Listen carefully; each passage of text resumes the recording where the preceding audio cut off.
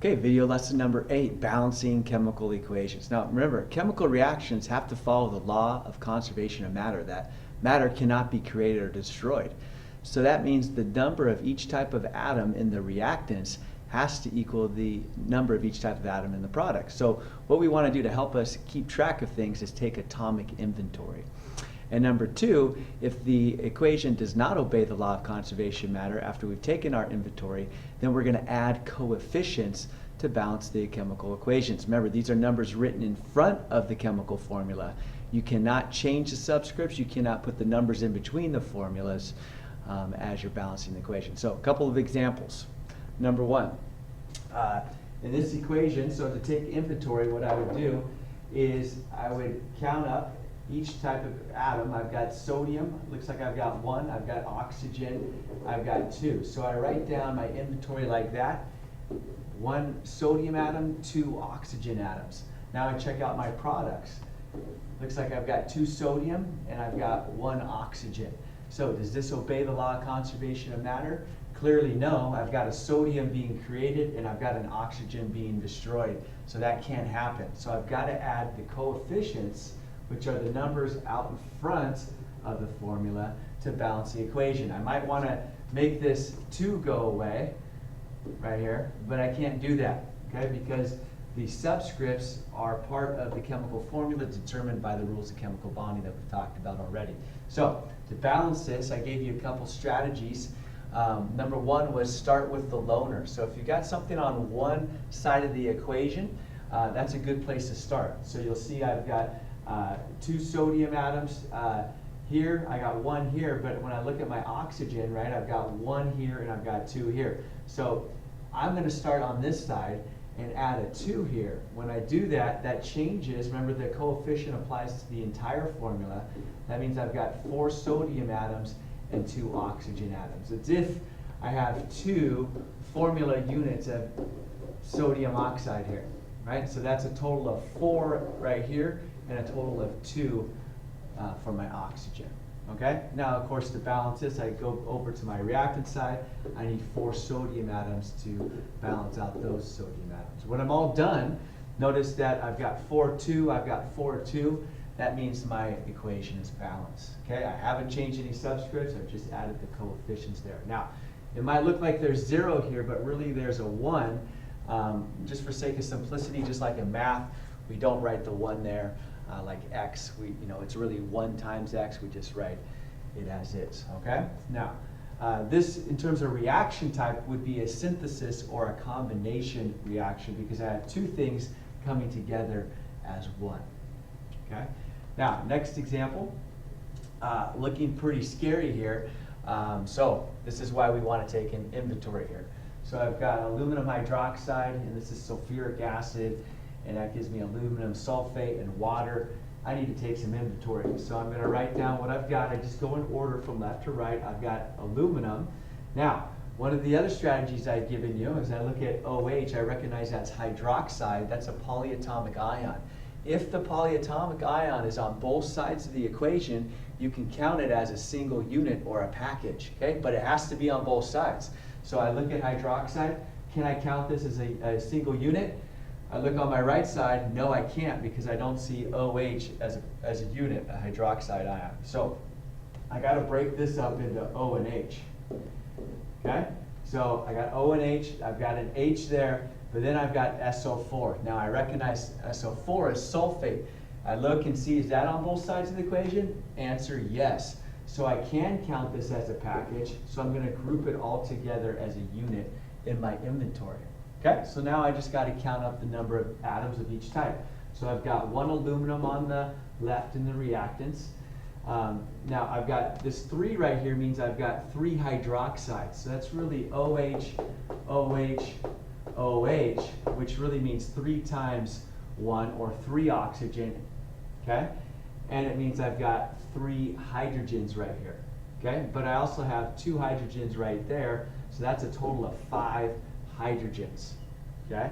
And then of course I have 1 packet of sulfate. Now notice I have oxygen here and I have oxygen here, but I'm keeping those separate because I'm trying to keep that polyatomic ion together as a package, okay? When I look at my right side, I've got a 2 here in terms of aluminum. I've got 3 sulfates, okay? I've got 2 hydrogen, and I've got 1 oxygen, okay? So in this case, okay, when you have these big long, sometimes there's no clear loader to start with. I also told you to look for the oddball. We don't really have an odd even situation. We do have it with the hydrogen here. I'm going to start here with my aluminum. Okay, so I have 2 aluminums there. I know I'm going to need 2 aluminums here. I'm not sure that came out as a 2. So there's 2 aluminums. That's going to change things here. So I got 2 there. And I now have to do 2 times 3, which would be, of course, 6 oxygens here. So I've got 6 there. Then I got 2 times 3 is 6 hydrogens, okay? And then I got the 2 here, that would be a total of 8 hydrogens, okay? And I still have my sulfates. So now, what do I go after? Well, let's go after my sulfates because I got 3 here, right? The only way I'm going to get 3 is to put a 3 there, and that'll give me my 3 sulfates. Notice it also changes my hydrogen. So I've got now 6 right here, that's 3 times 2, and then I've got my 6 from over here. That's going to give me a total of 12 hydrogen. And then, so I'm looking at my equation. My sulfates are good, my aluminums are good. Now I can go ahead and take care of my hydrogen and my oxygen. If I add a 6 here, right, that's going to give me 12 hydrogen. So that'll balance that, and of course my oxygen also works out. So I've got 2, 6, 12, 3. That one was kind of brutal. Sometimes the double replacements are like that. Sometimes they're easy, just kind of depends. So that is a double replacement because basically you can see we have a double switch here. So basically the sulfate and the hydroxide are switching places. So these guys basically are switching places. That's a double replacement reaction.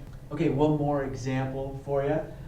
Here we have ethine reacting with oxygen to form carbon dioxide and water. Now, we'll go ahead and just name this reaction type right now so you can watch out for it. These are combustion reactions. When something reacts with oxygen, often you get carbon dioxide and water as a product. And these can be kind of tricky to balance. Okay, so let's take our inventory. We've got C, we've got H, and we got O. Seems innocent enough.